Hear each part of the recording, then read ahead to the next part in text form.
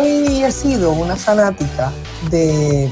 En mi casa, cuando era chiquita, me llevaban los mensajes de los gobernantes y yo los leía muchas veces en voz alta. Y se acordará mi mamá y mi hermano que me trepaban en una silla con un megáfono a leerlos, porque me curioseaba mucho, me gustaba la composición del lenguaje, la forma en que se escribían aquellos mensajes. Y tuve la oportunidad de leer muchos mensajes. Y después mi papá también me llevaba mensajes más antes, como mensajes de Muñoz, mensajes de don Luis Aferré, mensajes de don Hernández Colón, mensajes, y en mi casa un poco se compartía también con Ramos Antonini. Así que uno escuchaba el verbo y escuchaba la palabra.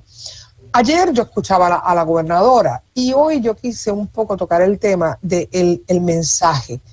¿Cómo compara el lenguaje que usamos hoy en la política y ese nivel de comunicación, ese español, esa profundidad, con lo que usaban los fundadores de nuestro país? ¿Hay comparativa, no hay comparativa? ¿Por qué hay tanto cambio? ¿Por qué se escribe de una manera hoy y antes no? Sobre esto vamos a hablar con el profesor Gabriel Paisi en Buen Español. En Buen Español. ¿Cómo está, profesor? Sonia, encantado. Gracias por invitarme. Yo escuchaba ayer el mensaje. Sí. Las diferencias, ¿por qué? La profundidad del lenguaje ha cambiado, ¿verdad?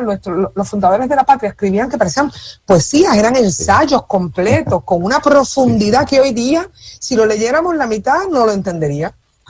Sí, bueno, los tiempos han cambiado sin duda alguna. Se hablaba, como tú bien mencionas antes, con un verbo muy sofisticado, elaborado, que tal vez no lo entendía todo el mundo, porque eso es una posibilidad. Se hablaban tal vez entre los intelectuales, entre sí, pero tal vez el pueblo no podía entender el nivel de vocabulario y de profundidad de algunos de los políticos. Pero sí ocurría. Pero convencían con ese lenguaje al país entero. Ciertamente, o por lo menos decía la gente, no sé lo que dijo, pero qué lindo lo dijo. Esa es buena. Esa es buena.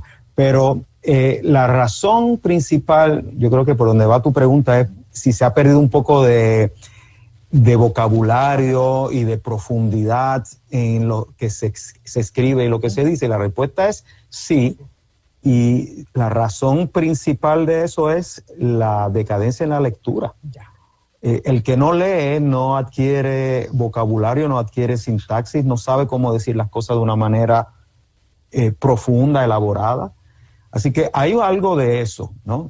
Si no leemos, no. Y hoy día, para comunicarnos efectivamente y utilizar el lenguaje que la gente entienda, debido a la evolución del lenguaje, ¿el lenguaje evoluciona? Totalmente, es un ente vivo. Es vivo. Si tú lees precisamente un discurso de José de Diego, todavía va más atrás.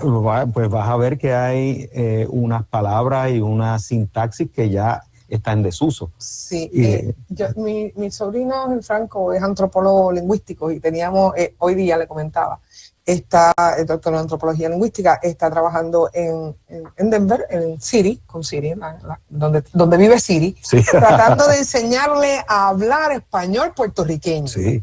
Eso, o sea, nuestros acentos, las formas de nosotros comunicarnos puede variar de país en país. Esto es normal. Bueno, es totalmente normal y a mí me da gracia porque yo estaba escribiendo sobre ese tema en estos días, de que nos dicen, ¿dónde es que se habla el mejor español? Eso.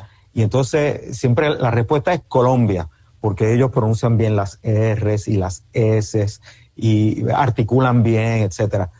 Pero mi respuesta es que esto no es una competencia de las Olimpiadas de quién habla mejor o quién no habla mejor.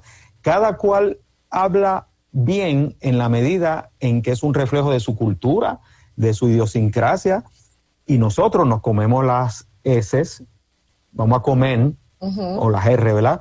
O nos comemos las letras, no decimos dedo, decimos deo, porque lo heredamos. Claro.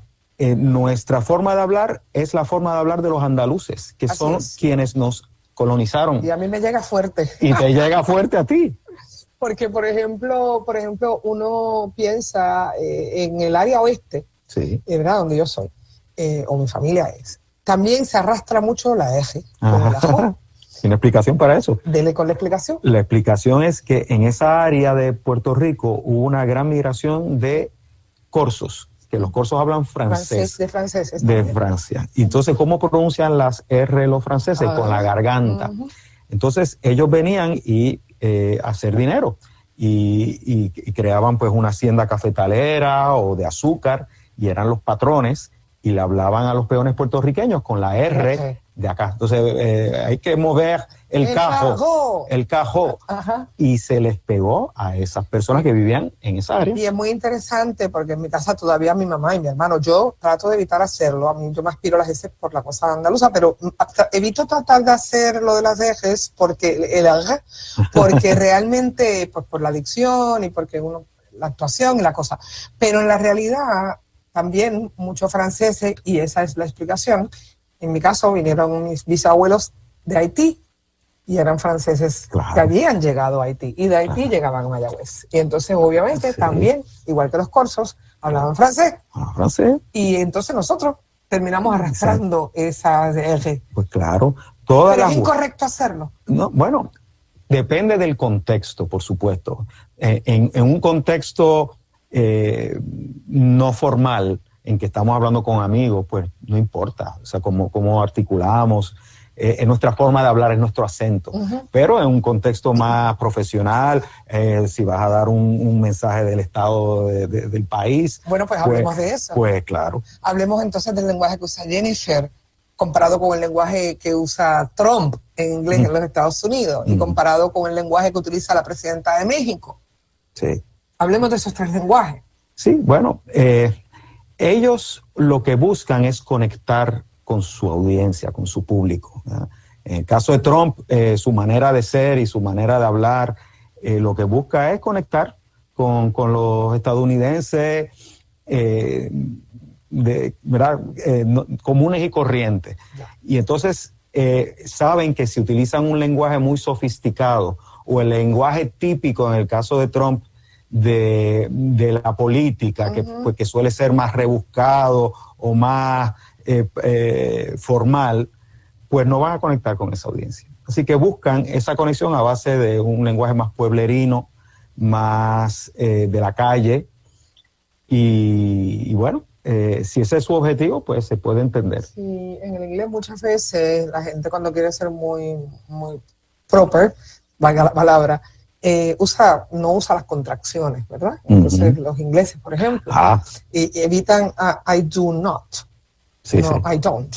Entonces, obviamente, cuando tratas de ser un poco más coloquial, pues está todo el mundo contrayéndolo todo. Todas las contracciones del mundo. Hace poco estaba hablando con un inglés precisamente que él decía que, pero esos estadounidenses hablan tan mal que en vez de decir I'm going to, dicen I'm gonna go. Y eso pues le parecía una barbaridad. Correcto. Bueno, pero sí, y es de nuevo, cada país, cada sociedad tiene su cultura que se ve reflejada en su lenguaje y en su acento y en su manera de hablar. Y nuestra manera de hablar no es que sea mala, es que es lo que nos distingue. Nuestra. Sí, es nuestra y es parte de nuestra cultura. Hay palabras, y esto yo debatía muchísimo con mi sobrino y todavía debato, me tengo que ir, pero hay palabras que yo le decía, pero ¿por qué esa palabra? No, es que el lenguaje está vivo y esa palabra se añadió también. Tenemos una nueva. Perreo y perrear, ya está en la Real Academia Española. Así que, y con una definición que vale la pena enmarcarla. Bueno, ¿y está el lenguaje al servicio de los hablantes o al revés? El lenguaje está al servicio de los hablantes. Quienes dominan el lenguaje somos nosotros, somos los dueños. No el lenguaje. No el lenguaje, no es la academia. Hoy mi Franco estaría tan orgulloso de mí, porque hemos tenido tantos debates de esto, pero bueno, gracias, profesor. Encantado, Máximo, por estar aquí. Espero que podamos continuar siempre la conversación.